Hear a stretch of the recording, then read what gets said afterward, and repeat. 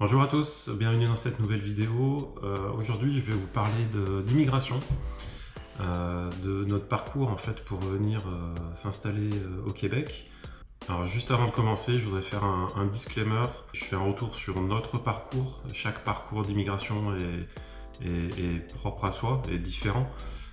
Si vous avez des questions précises, je vous conseille plutôt de contacter en fait un avocat au Canada, dans la province où vous voulez aller. Les procédures ne sont pas forcément les mêmes au Québec, en Ontario ou dans les autres provinces. Donc allez au plus proche en fait des gens qui sont vraiment au courant de tout ce qui se passe. D'autant plus que nous, notre parcours, ça a été fait en 2021. Il y a certainement des nouveautés, des choses qui ont changé, peut-être un peu d'administratif en plus. Voilà. Donc là, je fais un état en fait sur notre parcours. Je me dis que ça peut en intéresser quelques-uns, ça peut en inspirer quelques-uns. Je pense pas que la procédure ait énormément changé, donc il y a quand même beaucoup d'informations qui vont être utiles, pas mal de détails, donc voilà, bah allez, c'est parti. Alors c'est une procédure qu'on a commencé en 2021, donc c'est encore assez frais dans ma tête. Pour autant j'ai mes petites notes, hein, parce qu'il y a quand même pas mal de détails que j'ai plus. Pour notre part, on est arrivé au Québec en faisant la procédure du sponsoring par un employeur. Donc il y a plusieurs méthodes pour venir au Québec, que ce soit le PVT ou la résidence permanente. Ça, je ne vais pas en parler aujourd'hui. Je mettrai quand même des liens dans la description pour que vous puissiez aller vous renseigner. Le PVT pour nous c'était exclu parce qu'il y a une limite d'âge à 35 ans, et donc voilà, on n'est plus éligible. La résidence permanente, on n'a pas voulu on a voulu se lancer dedans et puis finalement les délais nous ont un peu refroidi. Pour autant, c'est quelque chose qu'il va falloir qu'on fasse, c'est notre prochaine étape dans tout le processus d'immigration. Donc le sponsoring en fait c'est assez simple, c'est grosso modo c'est trouver un employeur avec lequel on va pouvoir faire toutes les démarches administratives et il va pouvoir justement justifier aussi bien auprès de la province que du pays, que du Canada, que voilà, c'est nécessaire en fait de nous recruter, en l'occurrence je vais parler pour moi, de me recruter. Donc moi je travaille dans l'informatique, c'est un des domaines en fait qui est très prisé. Je sais qu'il y a des domaines dans le médical par exemple. Donc là, pareil, il y a quelques domaines de compétences qui sont assez prisés pour faire du sponsoring. J'imagine que par exemple, si vous êtes garagiste, c'est pas un domaine qui est très recherché. Donc ça sera pas possible de trouver un garage à Québec qui fasse après avec vous toute la démarche administrative pour faire l'immigration. Donc moi dans l'informatique, ça a grandement simplifié en fait les choses. Donc la première chose, bien évidemment, c'est de trouver un travail. Ce qu'il faut savoir, c'est qu'on n'a pas le droit de venir au Canada en tant que touriste et passer des entretiens d'embauche. Ça, c'est complètement interdit. Donc moi, je vous conseille pas de faire ce genre de choses. Comme on vous dit, il y en a qui ont essayé et qui ont eu des problèmes. Voilà, si vous venez en tant que touriste, c'est touriste. Vous pouvez repérer la ville, etc. Mais c'est absolument pas pour chercher un employeur. Donc forcément, on passe par les sites web. Donc aussi bien les sites de recrutement du type Glassdoor ou Indeed. On peut passer aussi par les réseaux professionnels type LinkedIn par exemple. Les sites d'entreprise aussi, si vous ciblez certaines entreprises. Pour ma part, je sais que j'avais quelques entreprises pour lesquelles je voulais aller travailler, donc je suis allé directement sur ces sites-là et ils ont souvent un certain nombre d'annonces. Ce qu'il faut savoir aussi, c'est que le marché du travail, c'est beaucoup d'annonces, mais c'est aussi beaucoup de postes qui ne sont pas publiés. Donc il ne faut pas hésiter à faire des candidatures spontanées et éventuellement de faire marcher son réseau. Si vous connaissez des gens qui sont déjà au Québec, ça peut grandement aider. Il y a aussi un certain nombre de salons de recrutement. Donc là, il faut chercher un petit peu sur internet. Je mettrai aussi dans les liens, je mettrai des liens dans la description. Donc généralement c'est plutôt l'automne, mais j'ai l'impression qu'en fait il y en a de plus en plus tout au long de l'année. Et là j'ai envie de dire merci le Covid parce que maintenant c'est plus en présentiel. En France par exemple il fallait monter sur Paris. Moi étant de Lyon, voilà, ça me passionnait pas forcément de monter à Paris avec les frais que ça implique. Là maintenant c'est tout en ligne, donc c'est vraiment super, ça coûte rien, on fait ça quand on veut. Bon, après il y a des entretiens éventuellement, hein, mais faut gérer le décalage horaire, minimum 6 heures. Mais voilà, c'est quand même beaucoup plus simplifié. Donc à partir du moment où on a trouvé en fait du travail, là, on lance la procédure de sponsoring. Donc ce qu'il faut savoir, c'est que cette procédure-là, la finalité en fait, c'est d'obtenir un permis de travail fermé.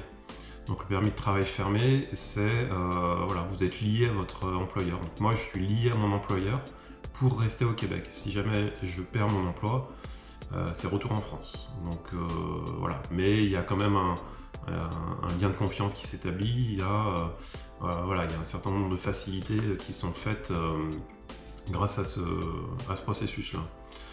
Donc la première des choses, forcément, c'est de trouver le boulot, c'est d'avoir une offre valide, signée. Donc encore une fois, ça se fait tout par mail, hein.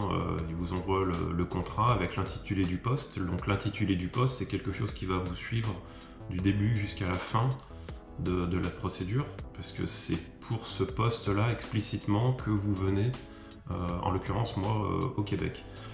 Ça, j'en parle en fait dans une étape un petit peu après. Une des choses très importantes aussi à savoir, c'est qu'il faut avoir un passeport valide pour au moins 3 ans. La procédure d'immigration au total, entre le moment où vous avez votre offre d'emploi et le moment où vous arrivez sur le sol canadien, c'est à peu près 1 an. Et un permis de travail, c'est 2 ans. Donc ça veut dire que votre passeport doit être valide au moins encore pendant ces périodes-là. Donc les 1 an de démarche plus les 2 ans du permis. Tout simplement parce qu'en fait le numéro de passeport, on le met assez rapidement dans le dossier. On l'injecte assez rapidement dans le dossier. Donc si le passeport il change en cours de procédure, ça va poser problème. Ça risque de complexifier l'administration. Moi je vous conseille, et c'est mon employeur aussi qui m'a dit, il vaut mieux avoir un passeport valide encore pendant les 3 ans à venir après avoir trouvé l'emploi. Ensuite, il faut faire une équivalence de diplôme. Donc, c'est-à-dire que l'équivalence de diplôme, moi par exemple, j'ai un niveau bac plus 2. Il a fallu en fait que je rassemble l'intégralité de mes notes trimestrielles de mes 2 années de BTS en fait, plus la note de l'examen, plus les notes du bac. Et en fait, on constitue un dossier qu'on envoie par courrier au Canada pour que eux ils étudient en fait notre diplôme français et nous donner une équivalence d'un diplôme québécois. Donc en fait, pour ma part, mon BTS, ça a donné une équivalence. Donc j'ai un BTS électronique et ça a donné en fait un DEC électrotechnique, technologie de l'électronique. Et le baccalauréat, donc j'ai un bac S, l'équivalence ça a donné un DEC sciences de la nature. Bon, moi c'est un bac S au pur maths, je suis maintenant DEC sciences de la nature. Les maths ça doit faire partie de la nature. Ça c'est quelque chose qui est obligatoire, d'avoir en fait l'équivalence de diplôme. C'est une procédure que vous pouvez faire tout seul avant même d'avoir trouvé un employeur. L'avantage de le faire par l'employeur, c'est que à votre dossier vous allez pouvoir joindre un document pour passer en priorité au niveau des traitements. Quand je dis en priorité, en fait ça permet, à partir du moment où le service d'immigration en fait a réceptionné votre dossier, vous passez en quelques jours et vous avez la réponse. Voilà, je crois qu'entre le moment où j'ai posté mon dossier et le moment où je l'ai reçu à la maison, il s'est passé 1 mois. Si vous n'avez pas cette lettre de priorité, sachant que dans les 1 mois, il y a quand même 12 jours de courrier aller et 12 jours retour, donc finalement que quelques jours de traitement. Et si vous n'avez pas cette lettre de priorité, ça peut mettre plusieurs mois. Voilà, donc à vous de voir, soit vous le faites avant, soit vous le faites avec votre employeur. et ça sera plus rapide. Il y a des frais associés à ça, donc moi j'ai payé 121 $ canadiens. Donc c'est un dossier qu'on envoie au MIFI, qui est le ministère de l'Immigration, de la Francisation et de l'Intégration. Voilà, donc c'est une étape assez importante qui demande de retrouver toutes ces notes. Donc moi, en l'occurrence, il a fallu que je retourne auprès de mes anciens établissements où j'avais passé mes diplômes, qui cherchent dans les archives. Enfin, c'était assez compliqué, ça peut prendre vite du temps. La seconde étape, en fait, c'est l'EIMT. Donc l'EIMT, c'est l'étude d'impact sur le marché du travail. Ça, c'est une procédure en fait qui est faite par l'employeur. Donc moi, ils ont rempli enfin toute la paperasse, en fait, tous les formulaires, qui m'ont ensuite envoyé par mail, que j'ai dû compléter et signer de ma main. Et ensuite, comme c'est signé par ma main, il a fallu que je le renvoie par courrier. Donc là encore, les 12 jours d'envoi vers le Canada. Et ensuite, l'employeur transfère le dossier. Alors là, je me souviens plus exactement où. Enfin, peu importe. En tout cas, c'est pris en charge. Tout l'établissement du dossier est fait par l'employeur. Les coûts sont pris en charge par l'employeur. Donc c'est aussi un certain investissement de la part de l'employeur au niveau de la procédure, aussi bien en temps qu'en argent. Voilà. Et moi, ça a pris à peu près un mois entre le moment où j'ai envoyé de la France et le moment où on a eu le retour du MIFI pour l'équivalence pour l'EIMT. Ensuite, après l'EIMT, alors l'EIMT d'ailleurs c'est fait, voilà, c'est juste un document comme ça qui vient du gouvernement du Canada. J'avoue, je ne l'ai même pas lu. Donc voilà. Ensuite, automatiquement, alors je crois que c'est automatique, à partir du moment où on a l'EIMT, on a le CAQ qui vient quelques jours après, quelques jours après. Le CAQ, donc c'est le certificat d'acceptation du Québec, donc c'est le Québec qui dit ok, vous pouvez recruter, vous souhaitez recruter un étranger, ok, on peut le faire venir dans le cadre de cet intitulé de poste. L'intitulé de poste que je disais tout à l'heure, si par exemple vous postulez à un poste d'ingénieur système, ce titre ingénieur système restera jusqu'à la fin et vous ne pouvez pas passer sur un autre poste d'architecte ou d'analyste ou je ne sais quoi. Ça sera forcément ce titre-là sur votre fiche de paye et puis dans tout le dossier d'immigration. Donc le CAQ en fait et le IMT, c'était que pour ma part. Charlotte et Julien, à ce niveau-là, ils ne sont pas encore rentrés dans le dossier. Et là, c'est vraiment moi avec mon entreprise et le Québec et le Canada au niveau administratif. Donc coût gratuit parce que c'est pris en charge par l'employeur. À ce moment-là de la procédure, on a appris que Julien, étant donné qu'on voulait lui faire un permis d'études, il lui fallait un CAQ également. Donc là, c'est une procédure qui a été à nos frais. Donc on a payé 117 $. Ça se fait sur le site Arima. Je mettrai le lien dans la description.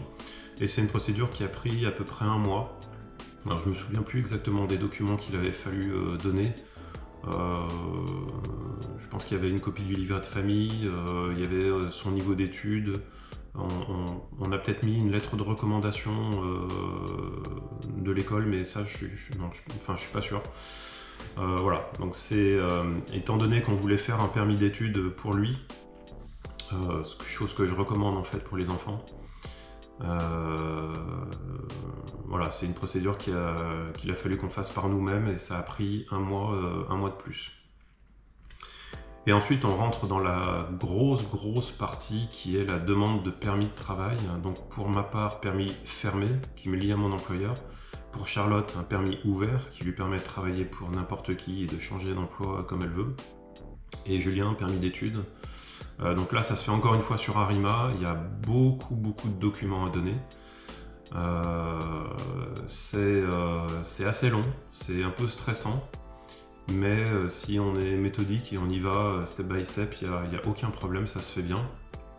Et la demande pour nous, elle a été soumise, elle a été acceptée dès la première fois. Ce qu'il faut savoir, c'est qu'à partir du moment où on dépose le dossier, il faut qu'on prenne rendez-vous dans un centre, alors je crois que c'est un centre d'immigration Canada, dans le pays d'origine, pour faire la relève des données biométriques. Donc les données biométriques, c'est photos et empreintes digitales. Ça, c'est presque ce qui a été le plus long dans la demande de permis, parce qu'en fait, on a eu un rendez-vous sur les 3 ou 4 semaines après avoir déposé les demandes de permis. Donc là, il y a un certain nombre de documents à donner, comme par exemple le but du voyage, pourquoi on va au Québec. En l'occurrence pour Charlotte, il a fallu qu'elle dise qu'elle venait parce qu'elle me suivait moi, parce qu'on est mariés et qu'elle me suivait. L'extrait d'acte de mariage, l'acte de naissance, puis il y a beaucoup de formulaires à remplir. Au niveau des coûts, donc ça c'est des coûts qui ont été partiellement remboursés par mon employeur, mais on est sur le permis d'études de Julien, on est à 150 $ canadiens, c'est toujours en dollars canadiens. Le permis de travail fermé, donc pour moi 155 $. Le permis de travail ouvert pour Charlotte, on est à 255 $. Et les données biométriques, la relève des données biométriques, c'est 170 $ pour Charlotte et moi. Donc c'était un forfait famille.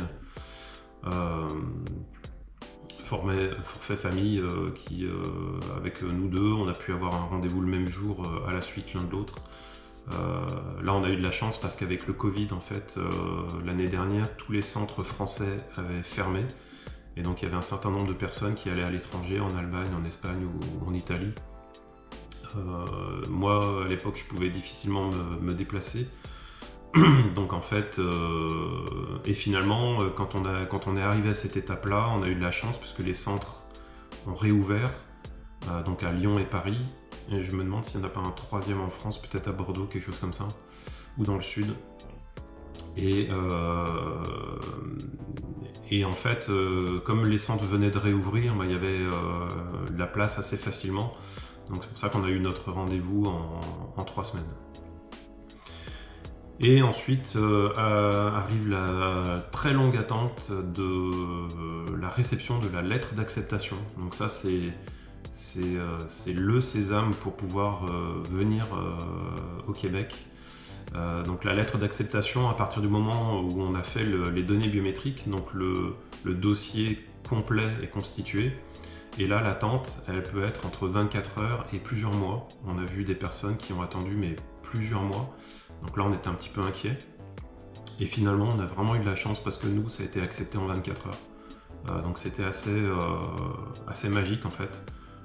C'est vraiment donc c'était assez magique en fait, la lettre d'acceptation, voilà donc là pour la mienne par exemple, votre demande pour travailler au Canada a été approuvée.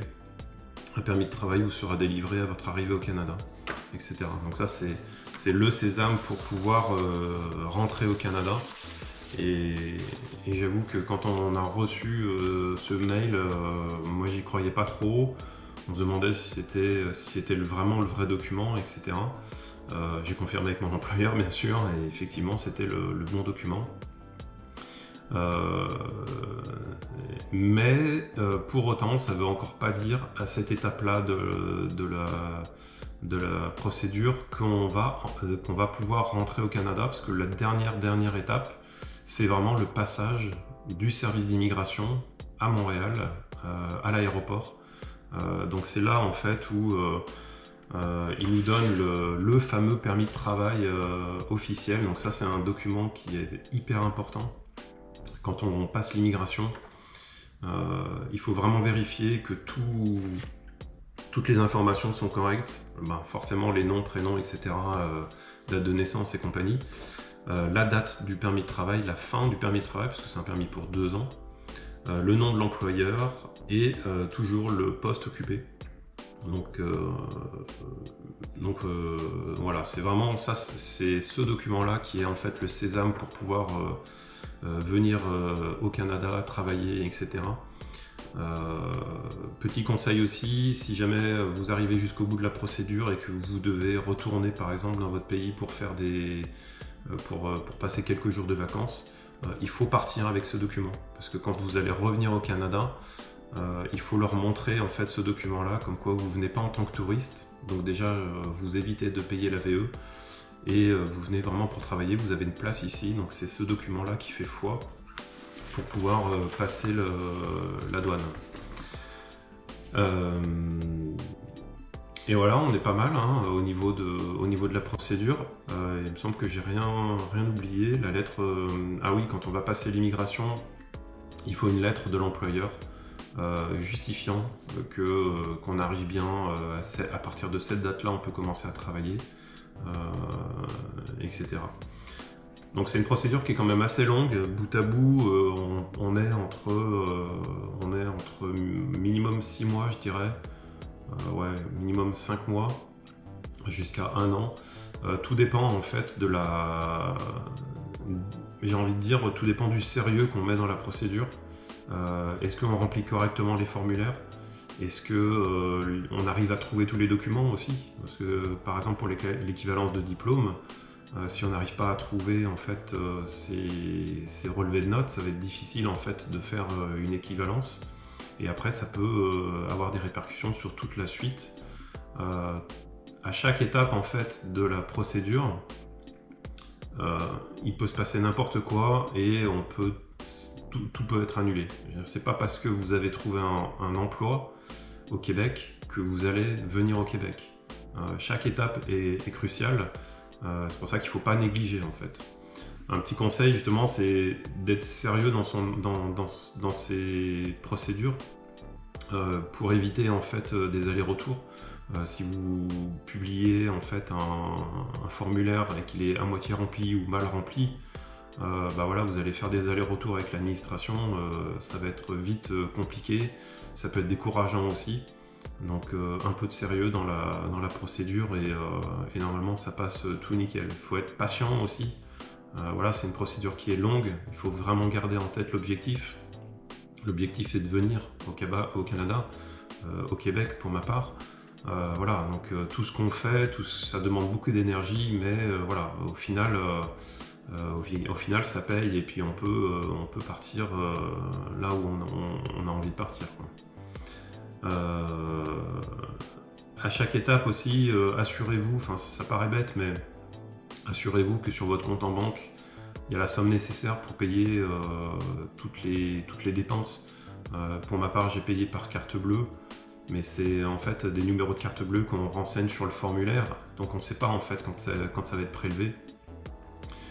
Pour l'équivalence de diplôme par exemple, s'il y a un refus de paiement, eh ben, ça annule le dossier. Donc encore une fois, c'est dommage de refaire un aller-retour de dossiers incomplets, etc. La poste pour envoyer au Canada, c'est pas gratuit non plus. Donc ça serait dommage d'avoir à repayer encore des recommandés à l'international. Voilà. Et un dernier petit conseil, ça serait vraiment de se tenir au courant. Donc j'en reviens à ce que je disais au tout début, de se tenir au courant de tout ce qui est procédure administrative du moment. Moi, la procédure, elle était en 2021, pardon. En 2022, c'est peut-être un petit peu différent. Je sais qu'il y a des assouplissements, il y a des procédures un petit peu accélérées parce que justement le Québec est vraiment en pénurie de main-d'œuvre. Donc il y a peut-être des facilités, je ne sais pas. Renseignez-vous auprès d'avocats ou de services spécialisés. Moi, j'avais la chance d'avoir chez mon employeur un service dédié à l'immigration. Donc ça a facilité les choses, la personne est toujours au courant des dernières informations. Donc voilà, c'était tout notre cheminement pour arriver au Québec. Beaucoup d'administratifs, il faut être patient encore une fois. La finalité, c'est quand même de faire une procédure d'immigration, c'est quand même pas rien comme dossier. Donc du sérieux, ben, ça mange pas de pain. Voilà, c'est vraiment le plus gros conseil que je peux donner, hein. C'est vraiment d'être sérieux dans son administratif et normalement il n'y a aucun problème pour arriver jusqu'au bout. Ayez bien conscience aussi qu'à chaque étape il peut se passer n'importe quoi, donc vraiment assurez le coup à chaque fois. de pouvoir donner tout ce qu'il y a besoin comme document et comme preuve, on va dire, des informations. Je remettrai, donc comme je disais, je mettrai un certain nombre de liens dans la description en dessous. Si vous avez des questions, vous pouvez les poser, mais encore une fois, je ne suis pas un expert en immigration. Là, je vous fais part de notre expérience. S'il y a des points dans notre expérience qui n'ont pas été clairs, je pourrais forcément répondre, mais s'il y a des trucs, s'il y a des questions un peu plus techniques, un peu plus précises, je ne sais pas si je pourrais répondre. Chaque procédure est unique. Voilà, je ne suis pas avocat, je ne suis pas expert immigration, mais voilà, vous avez un certain nombre d'informations dans cette vidéo. Et dans les prochaines vidéos sur le sujet, donc je parlerai donc de la checklist à faire avant de partir au Québec. Donc un certain nombre de choses, toujours de l'administratif à faire en France, pour ma part en France, en tout cas dans son pays d'origine, et un certain nombre de choses à faire en arrivant au Québec, donc que ce soit par rapport à l'assurance santé, par rapport à la banque, par rapport à éventuellement une voiture, l'habitation, etc. Donc je vais couvrir tous ces sujets-là. Encore une fois, sur la base de notre expérience, c'est pas parole d'évangile, hein, c'est pas parce que nous on a fait de cette façon-là que c'est que comme ça qu'il faut le faire, bien au contraire. Mais voilà, encore une fois, ça peut donner des conseils à certains. Et puis il n'y a plus qu'à, hein. Maintenant lancez-vous, il y a du boulot. La procédure, elle peut paraître complexe, mais bien accompagnée, ça se fait bien. Et puis voilà, moi je vous incite à faire une procédure et puis à venir tenter l'expérience de l'immigration au Québec. Il y a de la place pour tout le monde, ça construit en plus plein de logements, donc il n'y a vraiment aucun problème.